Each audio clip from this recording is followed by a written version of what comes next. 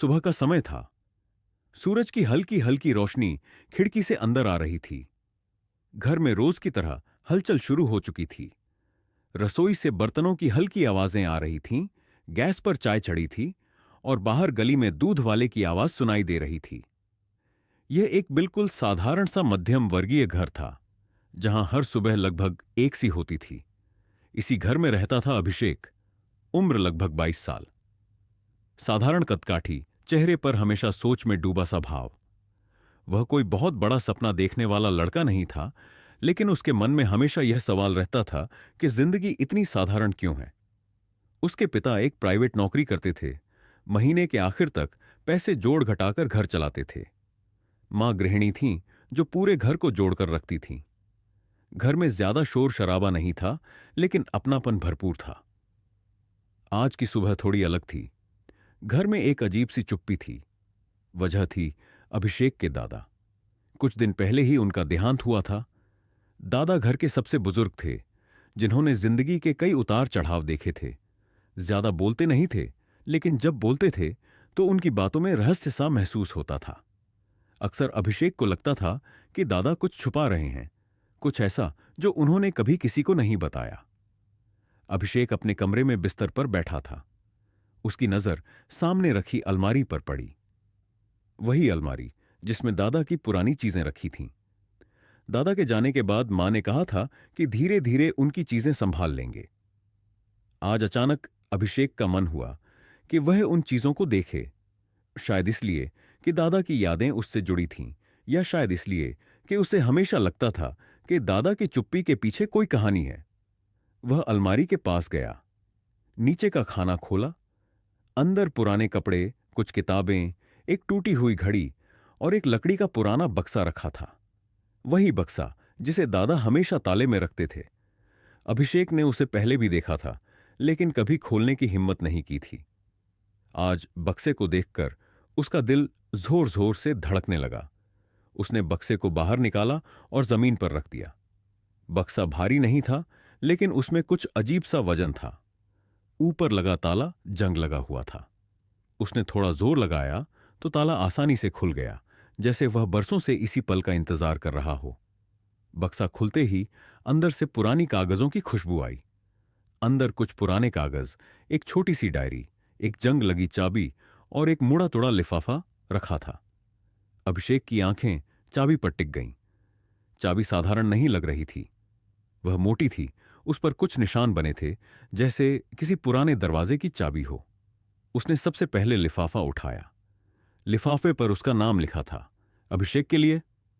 उसके हाथ थोड़े कांपने लगे। उसने धीरे धीरे लिफाफा खोला और अंदर से एक पुराना पत्र निकाला। कागज पीला पड़ चुका था, लेकिन लिखावट साफ थी। पत्र पढ़ते ही अभिषेक की सांसें थम सी गईं। उसमें लिखा था कि अगर तुम यह पत्र पढ़ रहे हो तो समझ लेना कि मैं अब इस दुनिया में नहीं हूं।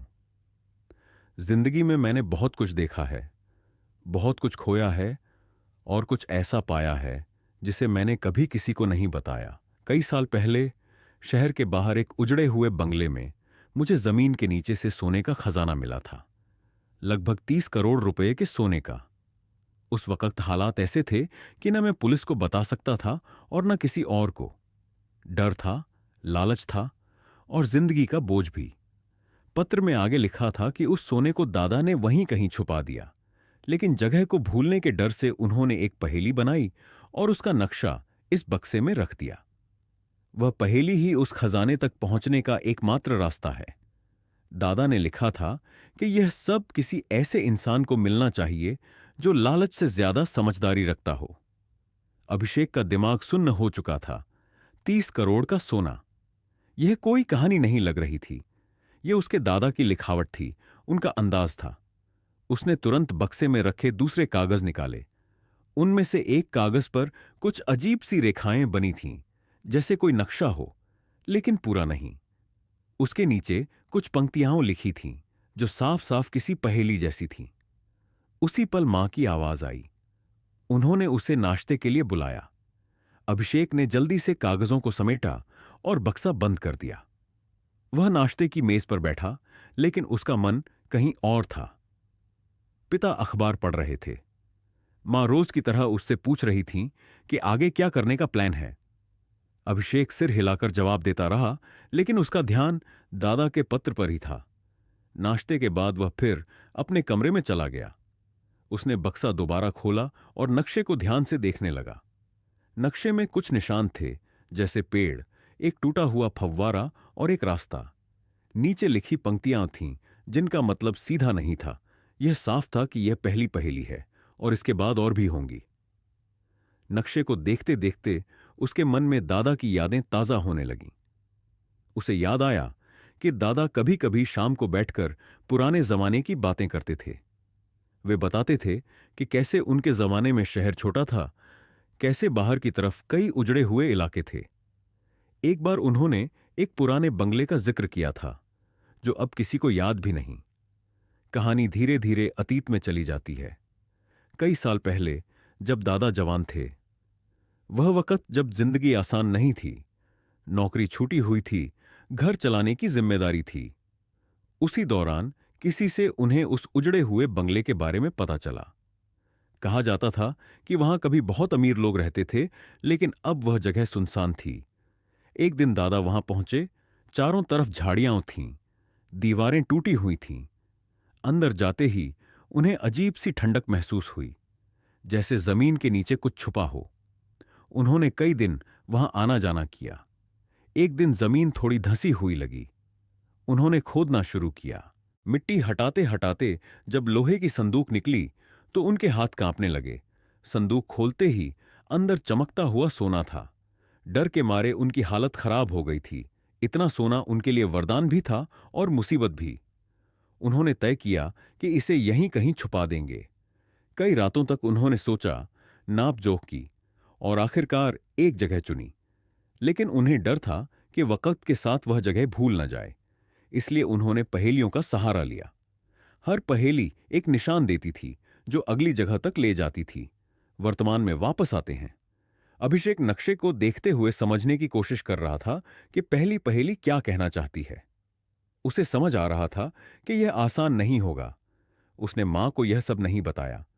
उसे लगा कि पहले खुद समझना जरूरी है। पिता को बताने का भी वह सही समय ढूंढ रहा था। शाम को उसके दोस्त उसे बाहर बुलाने आए।